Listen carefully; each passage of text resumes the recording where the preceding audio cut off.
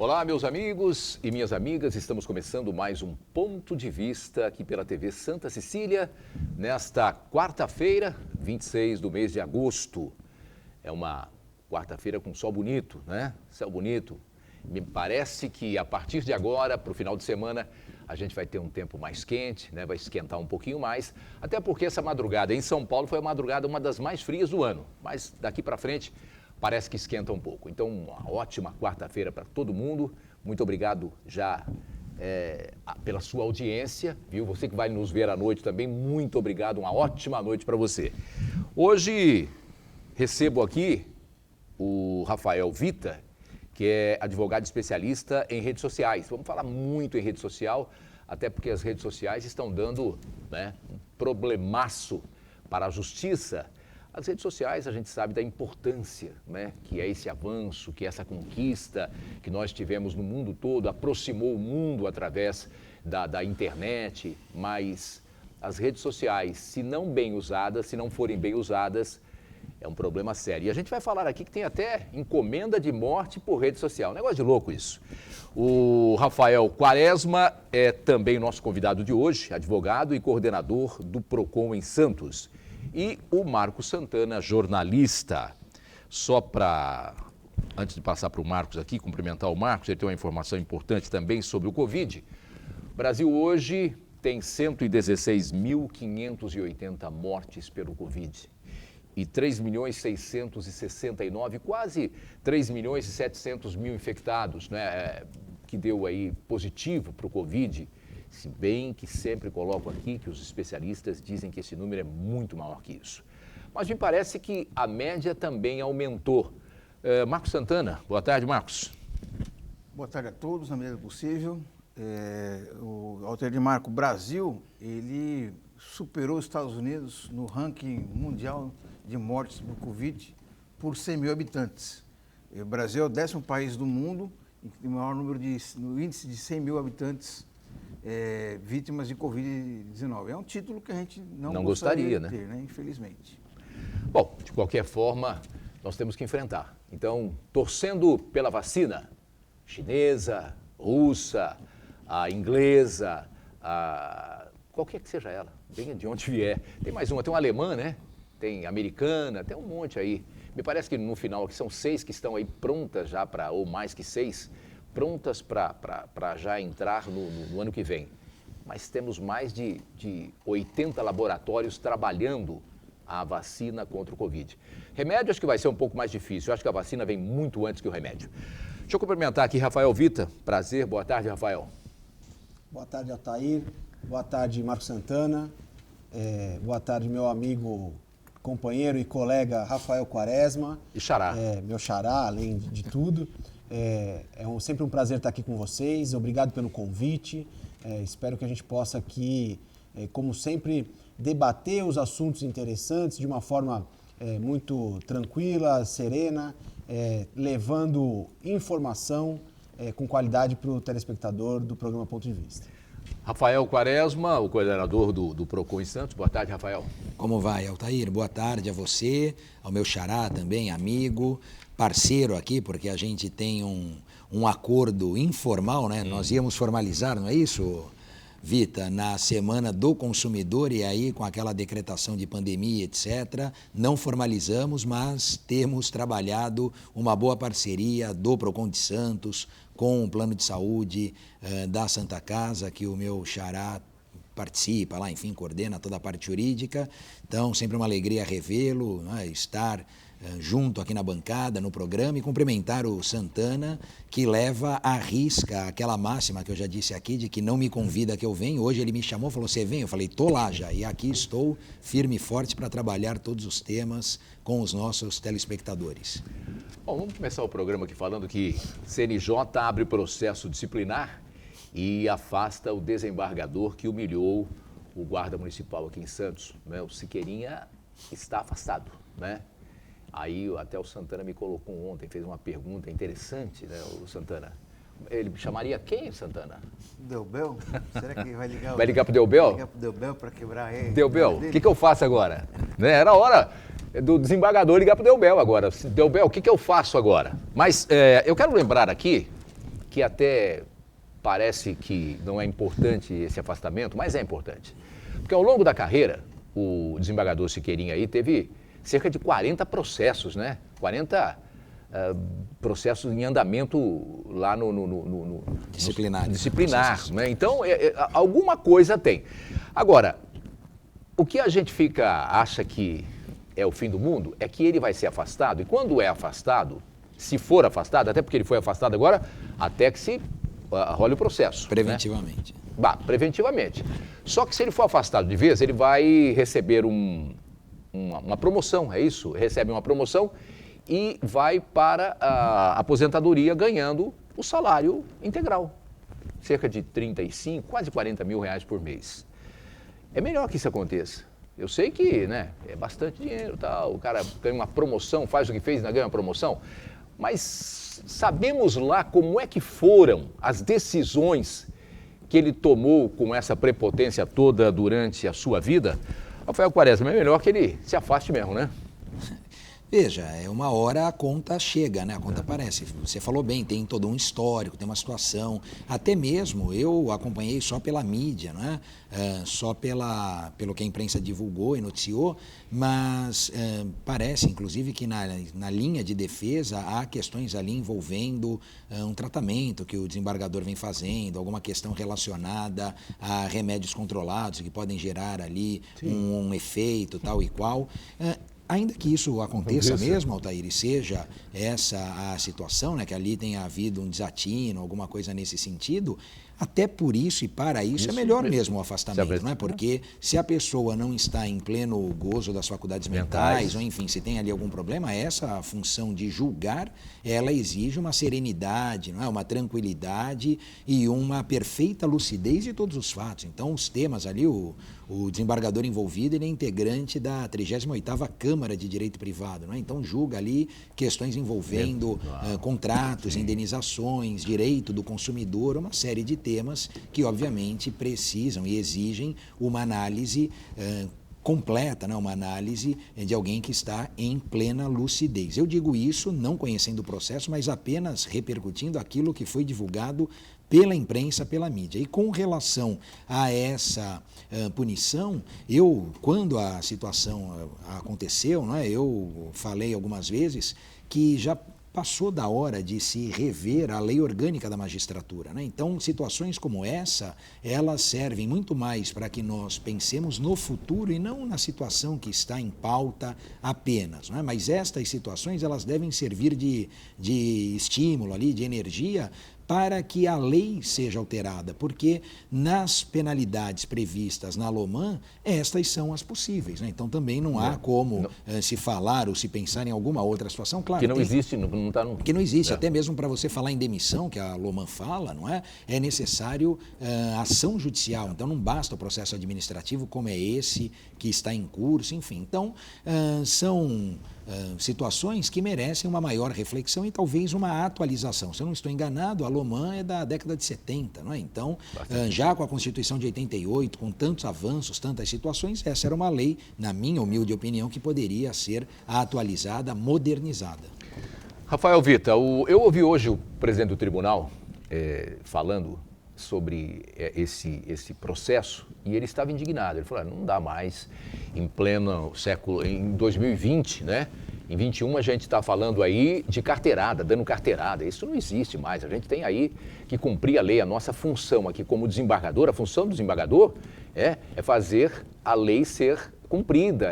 Nada mais que isso. Nós temos os mesmos deveres, direitos e deveres do cidadão comum. Então, acho que é um caso isolado. Não dá para a gente também jogar todo mundo na vala comum, que desembargador. Não é isso, não é nada disso. Acho que tem que colocar isoladamente esse fato, né? Absolutamente, Altair, eu concordo, né? E quero aí corroborar as palavras do meu nobre colega Rafael Quaresma e complementar dizendo o seguinte. Eu acho que essa resposta que foi dada pelo CNJ, e uma resposta do CNJ, ela abrange a totalidade do judiciário, né? É um dos órgãos corregedores ali do judiciário, então uma resposta do CNJ, ela se prontifica a ser uma resposta do judiciário, há justamente essa impressão que se tem do judiciário como uma casta, uma caixa ultra fechada. Então, quando você verifica uma decisão desse porte, né, claro, atendendo a todos os requisitos do devido processo legal, do direito à ampla defesa, mas quando o judiciário, de forma até muito rápida, transmite essa resposta à população como um todo, a gente tem aí, me parece, que ainda há passos muito curtos, mas um avanço justamente nessas questões que foram, ao final, abordadas pelo Dr. Rafael, que modificar algumas questões que talvez ali em 1973, salvo melhor juízo, a lei da magistratura, né, a LOMAN, se eu não me engano, 73, que talvez naquela ocasião se faziam necessárias, né? Hoje, com o avanço do judiciário, dos sistemas, da própria sociedade, talvez elas já não sejam tão necessárias ou não tornem ou acabem tornando de certa forma um privilégio que já não se necessita mais. O episódio do desembargador é realmente muito lamentável. Nós sabemos também, ao mesmo tempo que digo tudo isso, é necessário dizer também que quem opera dentro do judiciário, como eu e como o doutor Rafael aqui, nós sabemos que apesar de, obviamente, não se fazer presente na totalidade dos seus membros, mas não é raro ou não é tão raro quanto deveria ser. Então, eu acho que esse episódio também tem aí uma característica de expor essa relação e de fazer com que os seus membros, né, e com que os seus órgãos administrativos como o CNJ olhem de uma outra forma para isso. E complementando, Otari, na verdade, trazendo um pouco mais para a minha seara, nós não teríamos certamente essa repercussão se não existissem as redes sociais, não é verdade? Hoje nós tivemos lá uma situação que foi gravada por um celular, por um smartphone, e que se não houvessem as redes sociais, a divulgação através das redes sociais, talvez isso ia cair no esquecimento, como caíram esses outros 40, que certamente o próprio titular desse fato já aconteceu. Então é uma questão que a gente pode eventualmente discutir, porque a gente às vezes desce muito a lenha nas coisas que acontecem, são divulgadas nas redes sociais, mas a gente esquece que às vezes as redes também dão voz a esse tipo de situação, trazendo coisas boas para a sociedade também.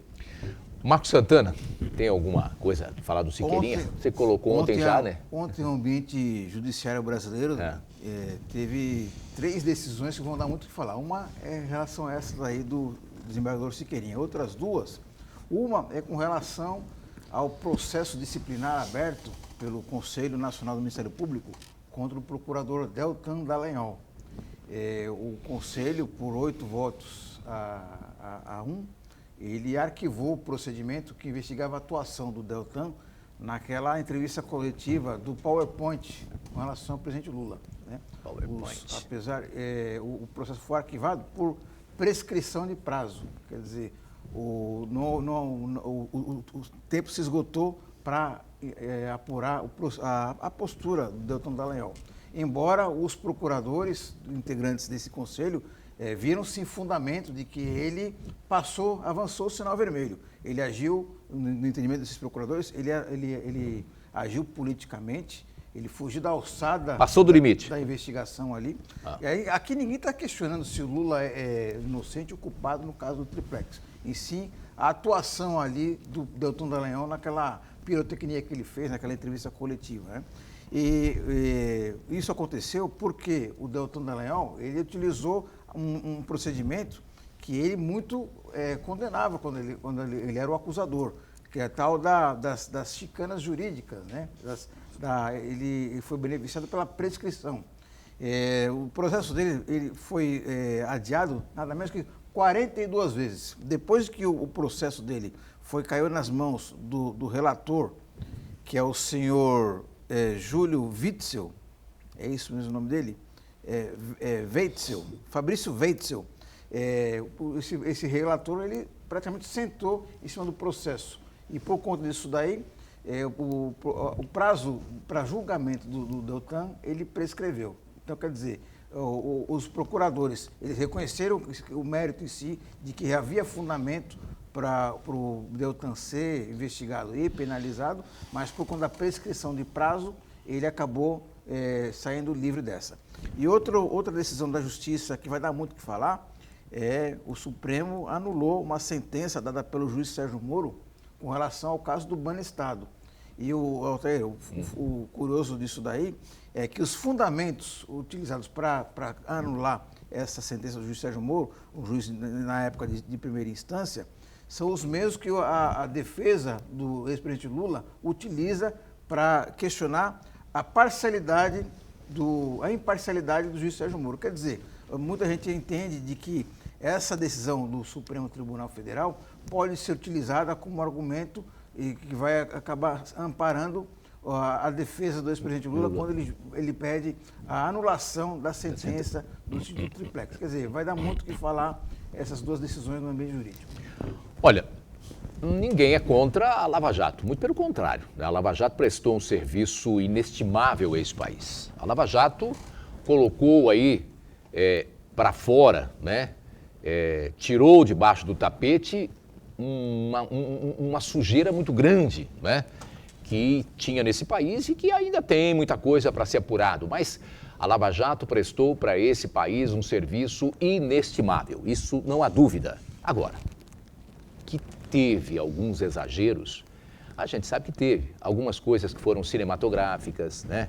Algumas situações que passaram do limite, passaram da conta, não há dúvida. E quanto ao Dallagnol, tem a sua importância, mas o Dallagnol também se colocou muito na mídia, né? O Dallagnol não podia ver uma luz acesa, se abrir uma geladeira, o Dallagnol pula na frente, quer dizer, não é bem o papel, né, do Ministério Público, do Judiciário, tem que ser um pouco mais contido. Não que não tenha que prestar conta, tem sim, fala a imprensa sem problema nenhum. Até acho que o próprio STF, né, está muito na mídia. Eu acho que é muita mídia eu acho que tem que ser um pouco mais contido. Mas não tenho dúvida que a Lava Jato foi de uma importância para o país, né, que ninguém questiona isso. Agora, que houve exagero, houve, Vitor. É inquestionável, tudo que você falou é inquestionável, né, Altair? Eu concordo também, gostaria também de complementar mais uma vez, porque acho que o que você disse tem absoluta propriedade, que na verdade a Lava Jato, né, ou os procedimentos engendrados dentro dessa operação espelham aquilo que é o judiciário no seu dia a dia, né? O que se vê hoje no judiciário é abusos constantes, né, em todas as esferas. E não poderia ser diferente na Lava Jato. Então, assim como a Lava Jato foi importante para o país, essa repercussão dos atos eventualmente exagerados ou que se expandem além do que diz a legislação dentro da Lava Jato pela sua proporção, também são importantes para que a gente entenda de uma vez por todas que o devido processo legal, que o direito amplo à defesa, eles são propriedades que estão aí inseridas dentro do direito e que não devem de nenhuma forma serem sobrestados ou deixados para trás, né? Então é importante justamente a gente discutir isso para que a gente tenha essa amplitude de pensamento, mas entender que quem opera o direito, digo aqui mais uma vez, sabe que o que acontece na Lava Jato acontece diariamente com quem busca o judiciário para ver um direito seu aí resgatado. Antes do intervalo, quero ouvir você, Rafael. Não, veja, isso que aconteceu em relação a esse procedimento administrativo, disciplinar, Altair, não é muito diferente do que acontece no próprio STF. Né? Aliás, o Supremo Tribunal Federal deixa muito de julgar ou de analisar o mérito propriamente dito por conta destes outros fenômenos, né? Em especial a questão da prescrição, que seria essa, né, a impossibilidade ali de apurar o fato, não é? A perda do direito de ação. Então, nesse aspecto, você fica muito mais no campo formal, não é? E ali a questão do Estado não poder de forma aleatória ou de forma infinita apurar determinado crime, então, ou determinado fato. Então, você tem esse lapso temporal como um tempo mínimo necessário para fazer essa apuração, já que o Estado, em tese, é a parte mais forte aqui, não é? Agora, um ponto que talvez resolvesse, se não toda a questão, parte da questão, era tentar dissociar o STF de uma corte política que acabou se tornando para ser mesmo, como falou Vita, uma corte, né, um órgão de cúpula do Poder Judiciário. É o órgão de cúpula, mas com esse viés político. Quantas decisões, né, se questiona aqui a Lava Jato e todo esse, ou aparelhamento, ou essa questão partidária, mas nós sabemos muitas decisões do Supremo Tribunal Federal que foram feitas num aspecto muito mais político do que jurídico. Pegando também a minha área, se a gente voltar um pouquinho lá em 2001, e não estava nem com tanta mídia assim o STF, porque isso mudou também quando veio a TV Justiça no finalzinho do governo Fernando Henrique, né? Ali foi a grande caixa de Pandora lá para eles para aparecer mesmo na mídia. Mas em 2001 nós tivemos aquele racionamento de energia, uma medida necessária, mas que sob o aspecto jurídico ela não se sustentava, sob o aspecto político passou. E dali tantas outras envolvendo Previdência, INSS e por aí afora. Bom, já que ele falou, só para, antes do intervalo, dizer o seguinte, eu, na minha visão, depois que entrou a televisão no STF, né, as coisas ficaram meio complicadas, a exposição, e você pergunta hoje a escalação da seleção brasileira, do próprio time, o cara é santista, escala seu time, ele vai sentir dificuldade. Mas se você falar, os 11 ministros, ele sabe, mas porque estão na mídia o dia todo, é uma coisa de maluco isso aí. E eu acho, eu vendo um dia uma sessão, eu vendo o ministro Marco Aurélio, um advogado estava e chamou um deles de você. Rapaz, ele numa ira tão grande, mas de uma prepotência tão grande, e sabe, e porque estava a televisão ali, senão não faria isso. Então acho que a televisão prestou um desserviço. Nesse momento, a TV Justiça não está adiantando muito. Para o intervalo e voltamos já. Bom, de volta aqui no Ponto de Vista, nesta quarta-feira, 26 de agosto. Olha, não é a religião o problema. Não é ser católico, evangélico, protestante de uma forma geral, ser do Islã, né? Ser judeu. Esse não é o problema, né? O problema está no ser humano. O problema está no ser humano.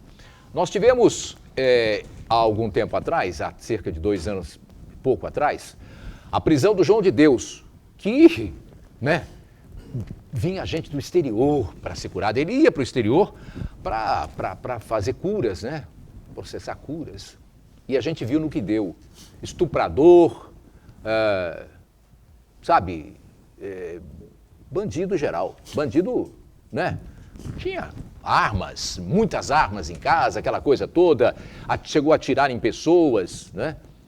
João de Deus era kardecista. Depois, nós tivemos aí o ano passado, há um ano e pouco atrás, a Flor de Lis, né? Naquele acidente, não, naquele assassinato do marido dela, o pastor Anderson, lá no Rio de Janeiro. 30 tiros. 30 tiros, é pouquinho. E agora, há pouco agora, o Robson, o padre Robson, lá do Divino, do Pai Eterno, lá em Goiás, em Trindade, na cidade, quer dizer, desviando lá, chega a 8 bilhões. Quer dizer, não é a religião, não é o catolicismo, não é o kardecista, não, é o ser humano que é um negócio de louco. Olha o que eu vou... Vamos entrar nessa seara aqui. Assassino, onde encontrar? A Marzi da Silva, que é filha da Flor de Lis, que segundo o Santana, que uma tirada nova dele, uma coisa nova dele, que a Flor de Lis não é flor que se cheire, né? Coisa nova de Santana, ele inventou agora isso. Ela procurou na internet como encontrar um assassino. E também, em algum momento, ela procurou lá como matar por envenenamento. Ela chama-se Marzi da Silva, é filha, não é adotiva não, filha mesmo, de verdade, verdadeira, biológica da Flor de Lis.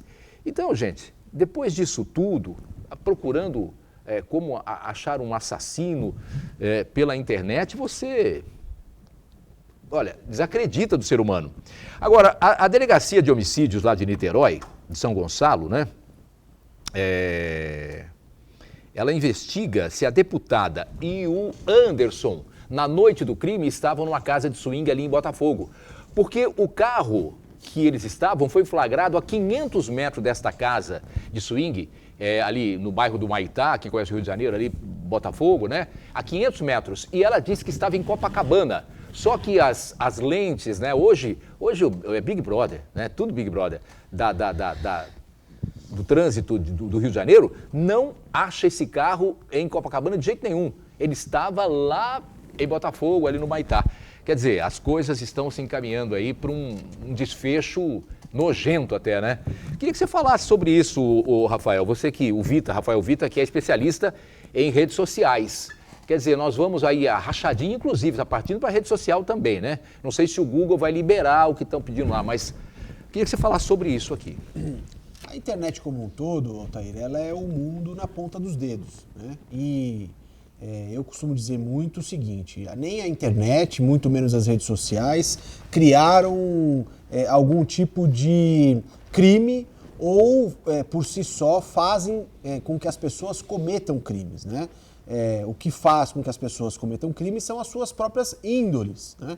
A internet e as redes sociais, elas são utilizadas apenas como ferramenta para as atitudes criminosas que são decorrentes da própria pessoa. E hoje, acaba que, ao mesmo tempo que esse mundo na ponta dos dedos nos traz a informação privilegiada, a informação rápida, ela acaba também sendo utilizada para intentar certas condutas, né, que, em alguns casos, acabam sendo criminosas. Esse caso da Flor de Lis é realmente algo que, ainda que não tivesse ocorrido um crime tão bárbaro quanto ocorreu, já chamava atenção há algum tempo, né? Começa que ela casou com um dos filhos adotivos. A gente precisa lembrar sempre que esse fulano de tal aí que foi assassinado era um desses filhos adotivos em algum momento e depois virou marido. E aí tem a parte dos filhos biológicos, a parte dos filhos adotivos, mas que também já se sabe que ao pé da lei não são adotivos, são simplesmente pessoas que ela colocou lá para dentro de casa e parece que não tem ali, não correu com alguns ou com a maioria deles um processo formal de adoção. E mais também dos fatos das pessoas que se utilizam da religião para, na verdade, enriquecerem e fazerem o mal. Você falou aí do padre Robson, né? Eu, semana passada, recebi uma ligação de uma parente da minha esposa, dizendo que existia na família uma pessoa ali de 93 anos, que contribuía mensalmente com ele, né? E que tinha nele ali uma fé, uma conduta de bondade, e que está extremamente decepcionado. Isso que é o triste, né? Isso é que é o triste da história. Né? E, enfim, então, e aquilo me deixou muito triste, porque eu fiquei pensando naquela senhorinha de 93 anos que realmente contribui ali mensalmente com toda a sua fé, vendo um escândalo desse.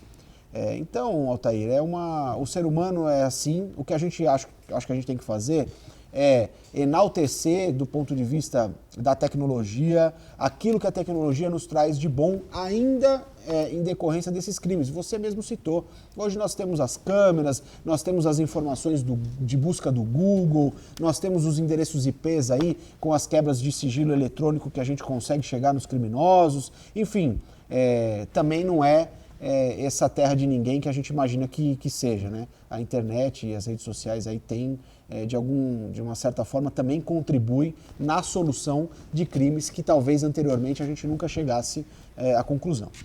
Rafael Quaresma, olha, quando eu coloquei aqui que essa questão da Flor de Lis estar aí perto aí de uma casa de swing, cada um faz o que quer da vida. Olha, eu não tenho nenhum problema com isso, não sou puritano, nada disso. Cada um se acha que tem que fazer o que faz. Agora, o que não dá é para pregar uma coisa E fazer outra, subir no púlpito lá e gritar em nome de Deus, em nome, né? E depois ir para a casa de swing com o pastor, quer dizer, prega uma coisa e faz outra. No caso do pastor Robson, tudo isso começou, do pastor, não, do padre, né?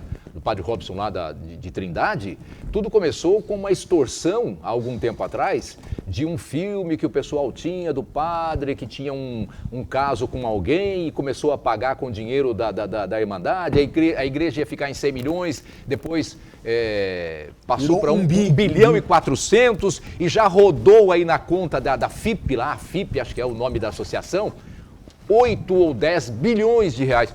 É um negócio de louco, né, Quaresma? Não dá para entender muito bem. Cada um faz o que quer, mas espera aí.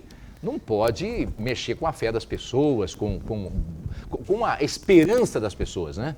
Não, sem dúvida, né? Aliás, essa também é aquela máxima lá do faço o que eu digo, mas não faço o que eu faço. O que eu faço, né? Então, é exatamente o que se prega ali. Agora, veja só, né? Nesse caso e com essa deputada, o nível ali que nós temos, né?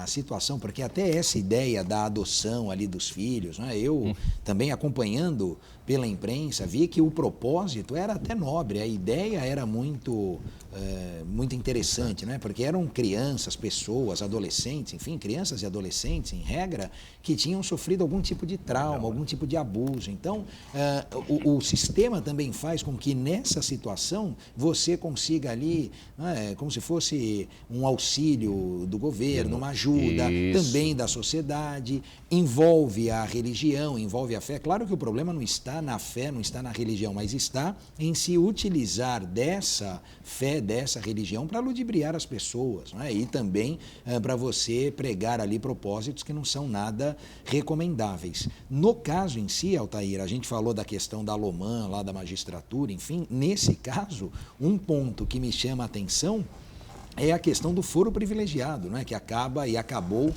impedindo a prisão da deputada, não é? Os filhos foram presos, tem prisão preventiva decretada, mas agora há essa necessidade de se ter autorização da mesa diretiva da Câmara, enfim, portanto do presidente Rodrigo Maia, o que me parece que não será algo tão simples, tão fácil. E aí também já gera mais uma sensação de impunidade na população. A gente precisa lembrar que nesse aspecto, tanto do foro privilegiado quanto da imunidade parlamentar, não é? Os advogados, de certa forma, nós aqui, o Vita, enfim, nós temos, né, no Estatuto da Ordem essa questão relacionada à liberdade ali de expressão, no exercício da função, enfim. Agora, nada é absoluto, né? Você não tem ali direitos que sejam absolutos. Essa ideia da imunidade não pode descambar para uma impunidade. Então, quando teve algum tempo atrás casos de repercussão, se trouxe à tona essa hipótese do foro privilegiado. Hoje, se você abrir, eu não sei o Código de Processo Penal, mas se abre lá o Código de Processo Civil,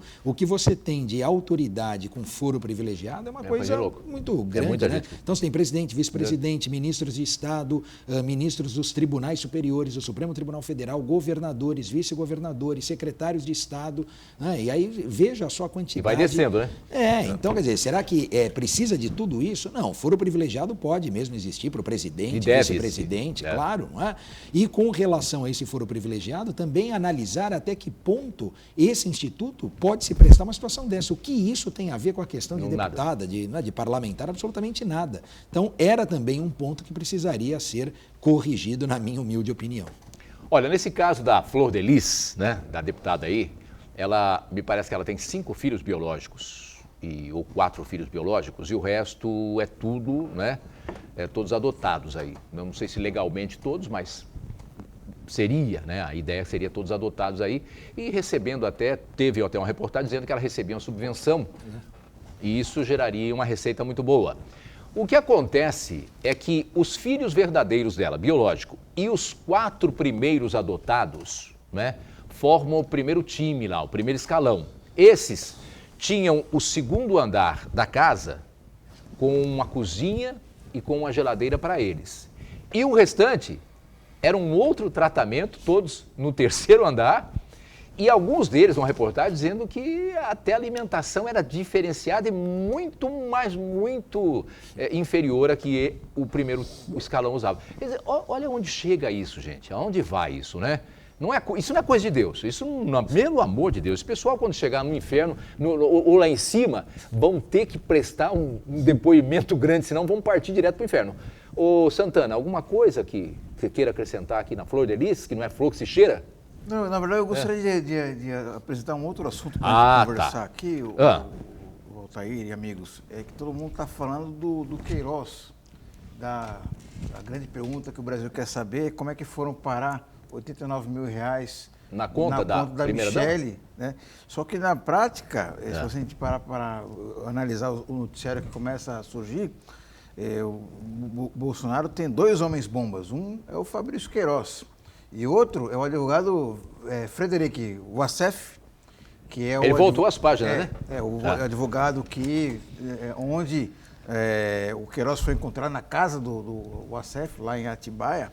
Só que agora uma reportagem do jornal O Globo traz uma informação surpreendente, que a ex-mulher do Wassef, ela tinha negócios com o governo federal desde um bom tempo, só que depois que o presidente Jair Bolsonaro assumiu, os negócios da empresa dela com o governo multiplicaram. Para você ter uma ideia, Altair, em 2015, no governo Dilma Rousseff, a empresa Global, da ex-mulher do Wassef, tinha negócio num contrato de um valor de R$1.500.000. Um milhão. Só que no ano passado, 2019. Com o contrato com o governo Bolsonaro, esse contrato passou para R$24.600.000. Um pequeno aumento, né? E aí também suspeita-se de que esse dinheiro aí esteja circulando, né? E o Wassef também, depois que o Jair Bolsonaro tornou-se presidente, o Wassef virou advogado dos irmãos Wesley e Joesley Batista, na negociação daquela delação premiada, né?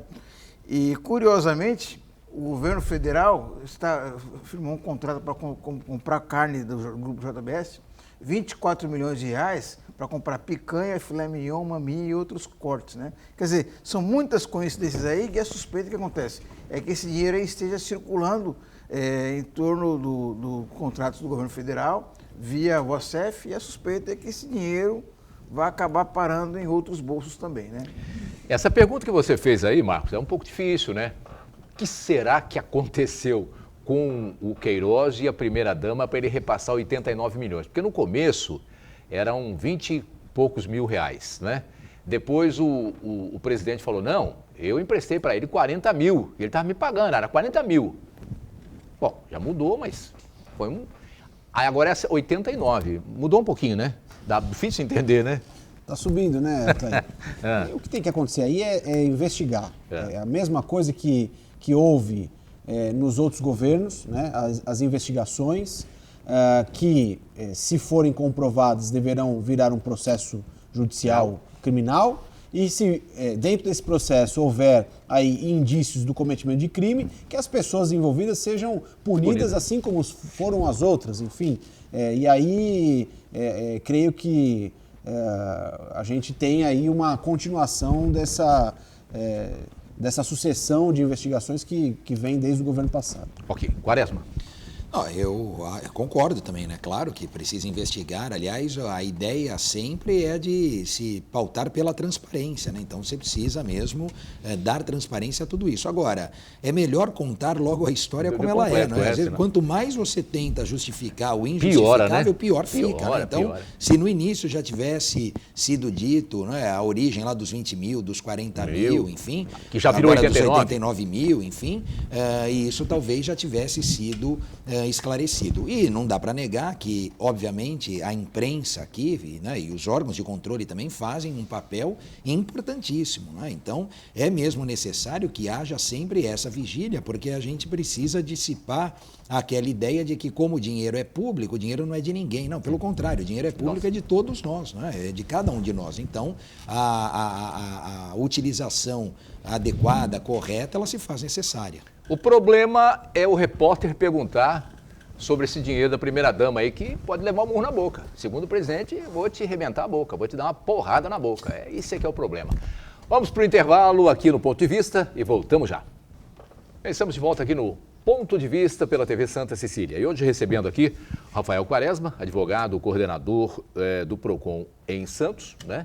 E o Rafael Vita, advogado e especialista em redes sociais. Falando em redes sociais, tem pessoas aí que estão abusando, né? Principalmente, e quando a gente fala de rede social, é tudo, inclusive o WhatsApp. Esses grupos de WhatsApp é um perigo, já derrubou muita gente isso aí. Agora, tem muita gente achando que até o Vita usou uma palavra aqui, terra de ninguém, que você pode, na rede social, falar o que você quiser. Até pode, né? Mas tem que ter a consciência de que você vai responder pelo que está falando. A vida é assim. É um país que tem liberdade como esse, um país democrático como esse, você pode ter a expressão que quiser, só que vai responder por ela. Como é que estão esse negócio? Como é que está esse negócio hoje da relação rede social e judiciário? Já se aplica realmente a lei ou ainda está muito verde isso, Vita? Altair, eu trabalho com redes sociais há cerca de 12 anos, né? A primeira ação que eu manejei no judiciário referente a redes sociais ainda na época do Orkut, naquela antiga rede social, né?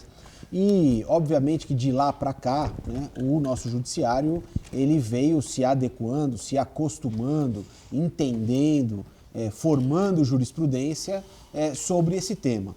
Eu diria hoje, depois da promulgação do Marco Civil da Internet e de algumas legislações correlatas que regulamentaram essas relações e com o tempo que se passou e com essa jurisprudência que foi formada no judiciário, nós temos aí, de certa forma, algo já muito perene, né? Ainda que seja complicado em alguns casos você explicar os fatos ou pleitear alguns direitos no judiciário, de certa forma eu diria que na maioria dos casos hoje os juízes já têm plena capacidade técnica e pleno entendimento daquilo que se passa nessa relação que se formou, uma nova relação que se formou nesse mundo online com o mundo offline, com o mundo verdadeiro, né?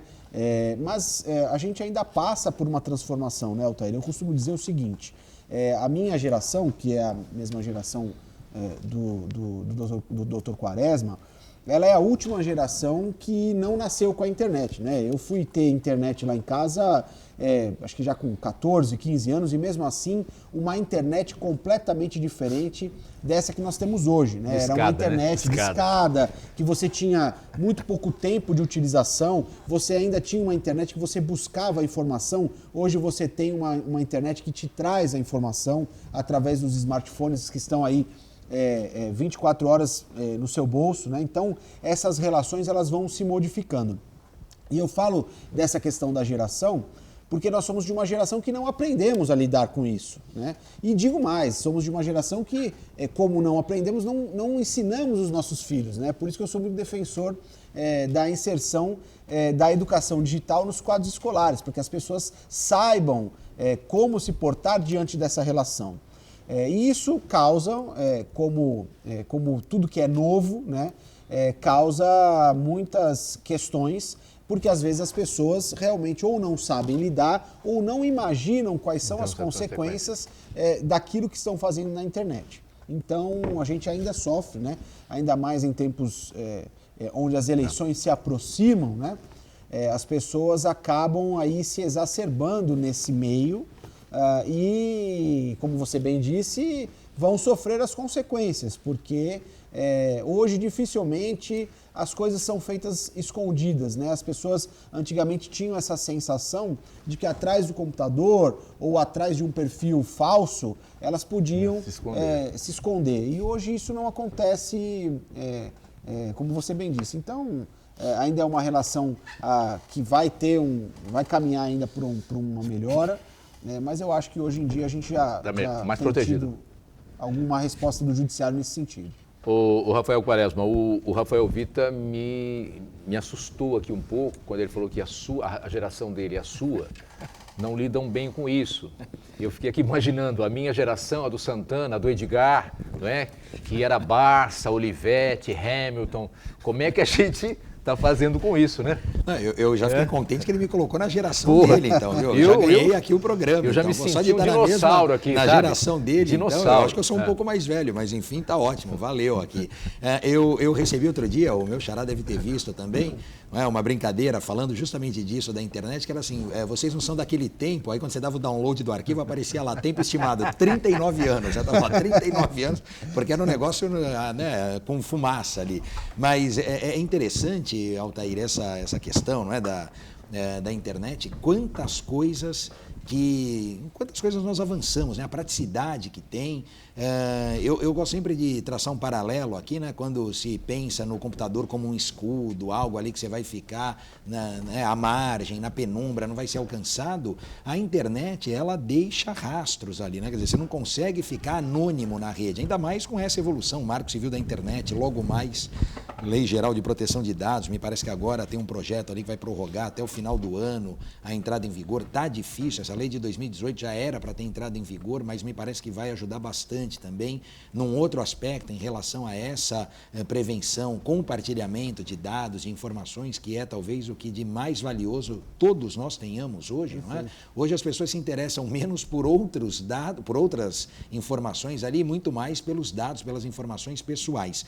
E aí eu me lembro, né, em algum autor nessa área tal, que falava o seguinte: olha, a internet, né, essa questão do anonimato, da impossibilidade de atribuir responsabilidade na internet, é que nem você ir na janela, um dia com vendaval, picar o papel e soltar na janela, né? Depois você não consegue mais recolher, catar, enfim. Então essa ideia, né, aquela questão, caiu na rede e tal. Por mais que você entre com a ação, né, casos famosos ali, foto de uma, de outra, isso e aquilo, enfim, por mais... Aliás, quanto mais você divulga, mais interesse desperta, né? Então aí a visualização vai lá para cima. E mesmo que você tente blindar, proteger, é uma coisa que não tem como ser feita. Agora, é importante uma análise com toda a cautela, com todo o cuidado, quer dizer, esse aspecto da liberdade de expressão, de poder fazer, etc., tem consequências. Eu, trazendo para a minha área, né, do consumidor, que passa também pela questão da internet, sem dúvida, outro dia eu postei lá, fiz um videozinho que bombou até de visualização, mas falando justamente sobre a questão do chama no direct lá, para o valor, né, de produto. Muita gente usa hoje as redes sociais como negócio, né? Anuncia produto, etc. Inclusive agora na quarentena a compra online cresceu muito, né? Eu estava vendo hoje, só a Amazon aí triplicou, parece que o faturamento dela, que já era bilionário, né? Então você imagina, aqueles que ganhavam, ganham mais. E outros que descobriram esse filão ou que precisaram se adaptar, né? Até uns que não tinham essa familiaridade com o e-commerce, enfim, se adaptaram, mas alguns adotam técnicas, táticas que não são as mais adequadas, né? Então, por exemplo, eu anuncio um produto e não ponho o preço. Quando, fazendo aquela analogia que o meu xará disse do online, offline, quando você está no mundo real e você olha ali a vitrine, obrigatoriamente tem que ter preço. Não é? Então, se você está navegando pela internet e tem um produto anunciado, é necessário que a informação do preço conste ali. Não é?